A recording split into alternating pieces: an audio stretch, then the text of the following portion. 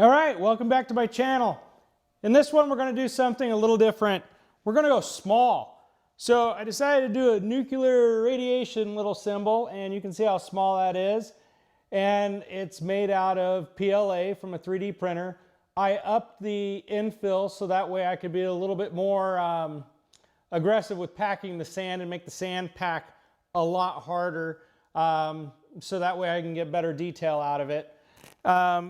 The other thing too is, instead of using what we normally use to cast, we're using a cope and a drag and a casting flask made out of wood, a large one. I'm going to show a different way, and we're going to use a jeweler's two-part casting flask. And this is made out of cast iron, and it has little pegs in there, 4 little pegs that catch on it. And I'm going to explain the differences in just a second, but you can see we're going to pour the aluminum down through the top instead of what we normally do with a basin. So here we go. So let me put this back together. So with the jeweler's casting flask, we have a little pour spout up here, and then it comes down here to the flask like this. And we're going to put our object in the center, and we're going to pack it with sand, and then we're going to cut a channel in it that goes to the pattern, and then just dump the molten aluminum in. And the other half over here, so this is going to be the other half that hooks to it, we're going to have the same thing. We're going to have this little piece to put in there, and it's going to make a little pattern here that we can see when you pack it, you know, where the talcum powder came away and the parting powder came away.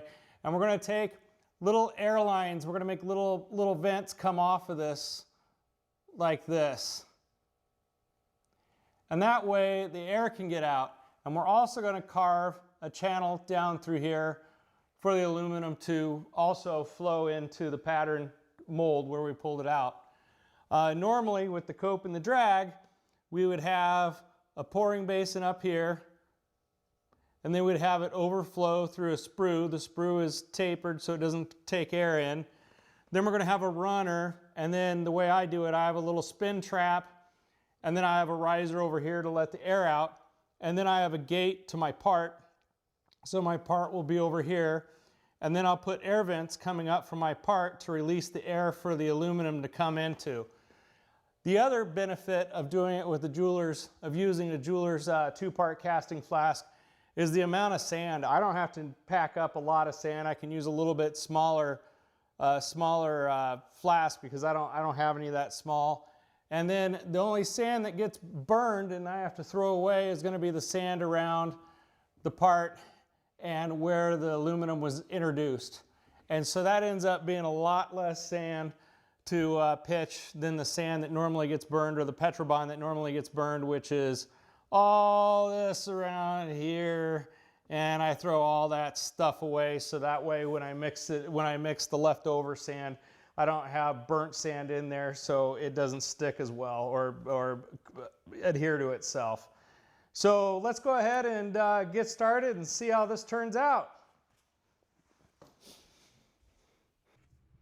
All right, so here we go. If you watched my last video, which was the Def Leppard video, I had a problem with not getting enough talcum powder into the little edges and on the sides. So this one I made sure I pushed the talcum powder real deep in the sides so I could get a really nice detailed edge on it. Just layering it really light powder. And then again, I'm just going to smash it down evenly, real lightly. The thicker the powder gets, the more aggressive I'm going to be. I'm also going to use a mallet this time to really harden the sand so I can get all the detail and just really pack that sand tight so I can get as much detail as I can. The other reason why I want the sand packed really tight is the little spout I have to cut on the other side for the aluminum to flow down. I don't want that coming apart and dragging the sand down. So when I use this little jeweler's flask, I really want the sand really packed tight. Again, just putting down some really fine sand, packing it lightly.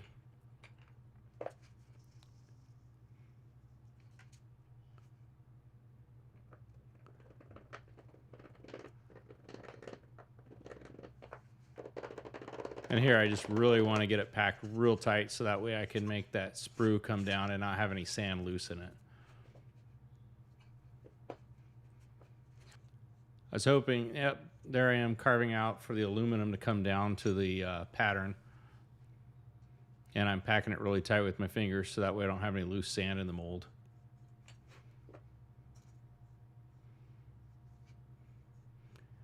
And I'm carving the back of it so that way the aluminum can come into the back, the little medallion or the radiation medallion. And I can just cut that off on my mill. Here I am carving air passageways in it. Jewelers do this when they do real fine jewelry.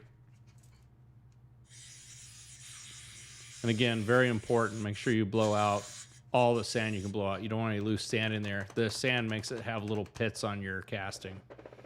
And that really stuck in there that time, so I'm kind of having to pry it out. But after I pry it out, you can see how nicely packed that is.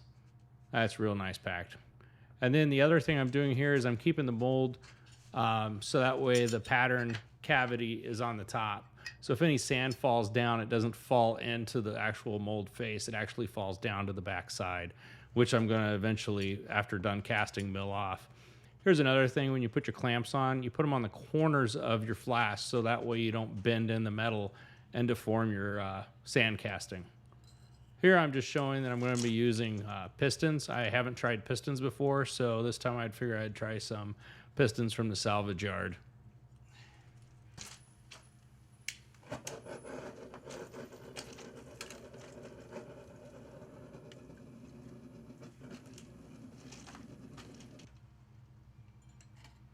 I left the other half of the piston on top just to warm up. A lot of people do that with molds also, so when you pour your molten metal into a mold, it doesn't pop on you and splatter everywhere. It keeps them dry, but in this case, I wanted to go ahead and heat up the other half I was going to introduce into the forge so it'd already be hot and melt quicker.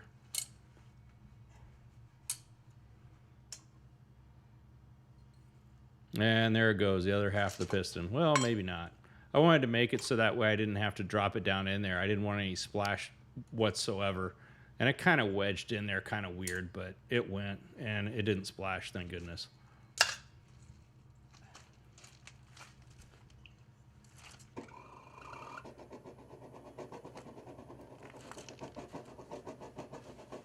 You can also see in the background I left my little mold laying on its side so that way sand wouldn't get into the face of it and ruin any casting.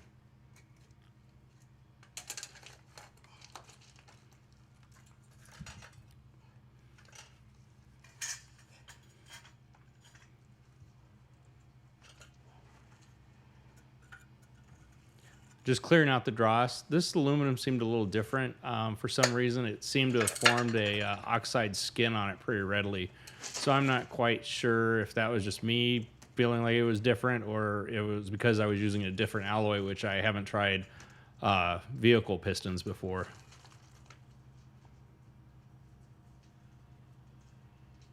I want to get a good fluid aluminum, so I'm pouring it a little hot. I'm pouring it at 1500 degrees Fahrenheit. Again, I have to clear the skin off. It seems like it forms pretty readily on this time.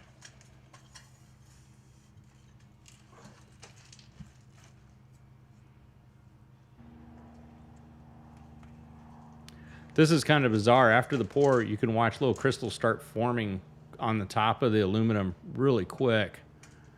And it kind of sparkles there. I have no idea why it's doing that. I haven't seen it do it that quick before. Again, you can see I put them at the corners rather than smash in the middle. That's very important, else otherwise you'll deform your cavity and come out with a weird casting.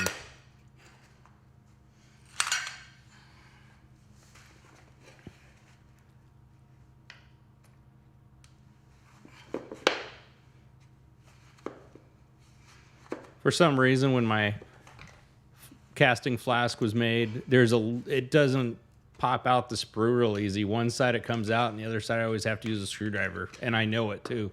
So I always have a screwdriver right next to me when I open that.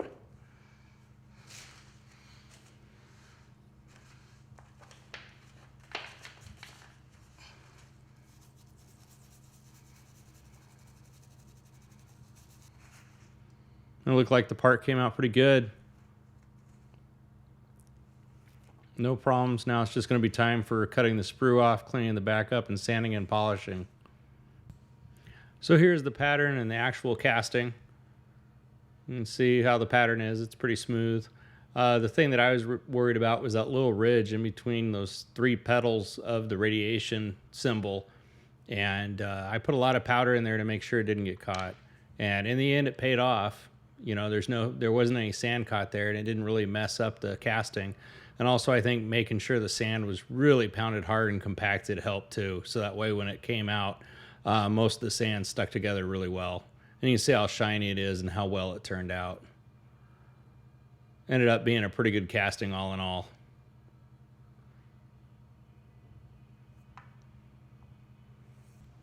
And I think I'll just add my new casting in with all my other ones. If any of those are interesting to you, there's videos that I posted on my YouTube channel, so please take a look.